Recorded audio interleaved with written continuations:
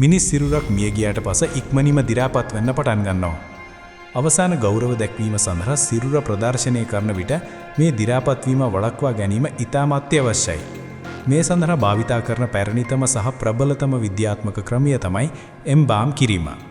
මේක මුලින්ම ඊජිප්තුවරුන් ආරම්භ කර ක්‍රමයක් වුණත් අද ඒ නවීන විද්‍යාවක් බවට පත් වෙලා. එම්බාම් කිරීමේ ක්‍රියාවලිය සිදුවන්නේ කෙසේද?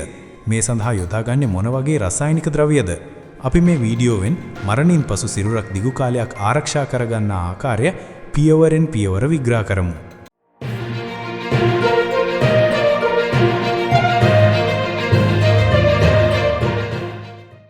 එම්බාම් කිරීමේ අරමුණ සහ ඉතිහාසය. එම්බාම් කිරීමේ ප්‍රධාන අරමුණු දෙකක් තිබෙනවා. පළමුව මියගිය සිරුර දි รา පත් වීම නතර කිරීම සහ බැක්ටීරියා වර්ධනය මැඩපවත්වීම. දෙවනුව සිරුරට ජීවමාන පිනමකට ආසන්න පිනුමක් ලබා දීම. මේ ක්‍රියාවලියේ ආරම්භය ඊජිප්තු ශිෂ්ටාචාරය දක්වා දිව යනවා.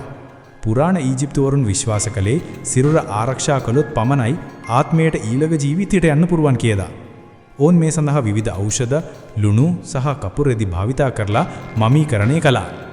අද නවීන විද්‍යාවේදී භාවිතා කරන්නේ රසායනික ද්‍රව්‍ය යොදාගත් වේගවත් හා කාර්යක්ෂම ක්‍රමවේදයක්. නවීන එම්බාම් කිරීමේ ක්‍රියාවලිය. මෙය පය දිකේ සිට හතර දක්වා කාලයක් තුල නිම කළ හැකි ක්‍රියාවලියක්. පරම පියවර සූදානම් කිරීම. සිරුර පරීක්ෂා කර සියලුම බාහිර අපද්‍රව්‍ය ඉවත් කර පිරිසිදු කරනවා. ඇස්, මුඛය සහ අනෙකුත් විවෘත ස්ථාන නිවැරදි ඉරියව්වෙන් සකස් කරනවා. ප්‍රධාන ක්‍රියාවලිය ධමනී එම්බාම් කිරීම. සිරුර දි รา පත් වීම නතර කරන ප්‍රධාන ක්‍රියාවලිය මෙයයි. මෙහිදී එම්බාම් කරන දියර සිරුරට ඇතුළු කිරීම සඳහා ප්‍රධාන ධමනියක් තෝරා ගන්නවා.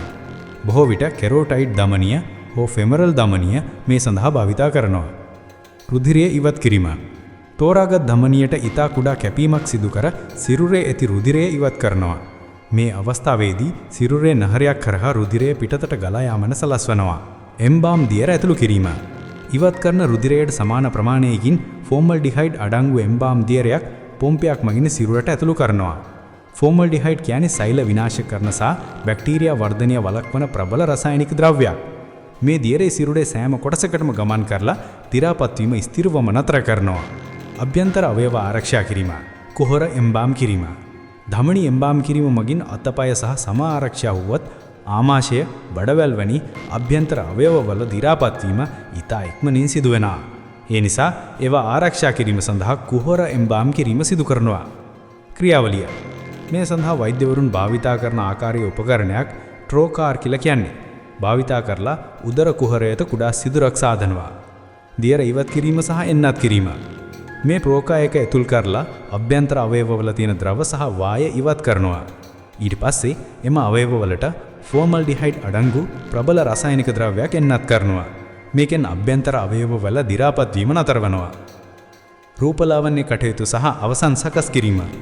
එම්බාම් කිරීමෙන් පසු සිරුරට ජීවමාන පෙනුමකට ආසන්න පෙනුමක් ලබා දෙනවා. රූපලාවන්‍ය මියගියාගේ මුහුණේ ඇති පැහැ වෙනස් වීම, තුවඬ සහ වියලි බව සගන්නට විශේෂ රූපලාවන්‍ය ද්‍රව්‍ය භාවිතා කරනවා. ශල්‍ය ප්‍රතිසංස්කරණ.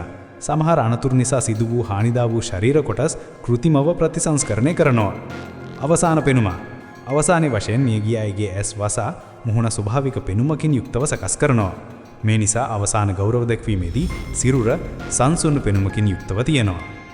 එම්බාම් කිරීම කියන්නේ මරණයෙන් පසු සිරුරක් ආරක්ෂා කරන විද්‍යාත්මක ක්‍රියාවලියක්.